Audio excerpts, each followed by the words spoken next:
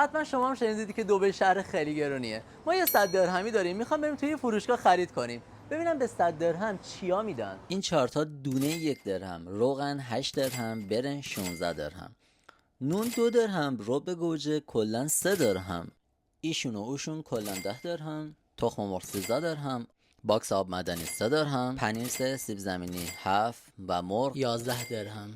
مایتابه خداییش نداشتم 10 درهم. دستمال کاغذی هم که از واجباته 10 درهم. حالا تو بگو شد چند درهم؟ چیزی که برای من خیلی جالب بود تمیزی این فروشگاه بود و بوی خیلی خوبی که تو فروشگاه می اومدش و این ادغامی که داده بودن برای من خیلی جالب بود. فکر کن 10 ها فروشگاه شده یک فروشگاه. تو چی میخوای؟ چه فروشگاهی میخوای بری که داخل این فروشگاه نباشه؟ پلاسکیف رویال یه فروشگاه ایرانی تباره که تو منطقه دیره دبی داره فعالیت میکنه. این فروشگاه فقط اقلام خوراکی نداره، شما از هر اقلامی که بخوای، اصطلاحا میگه از شیر مرغ تا جون آدمیزاد، هر چی، من نمیدونم تو چی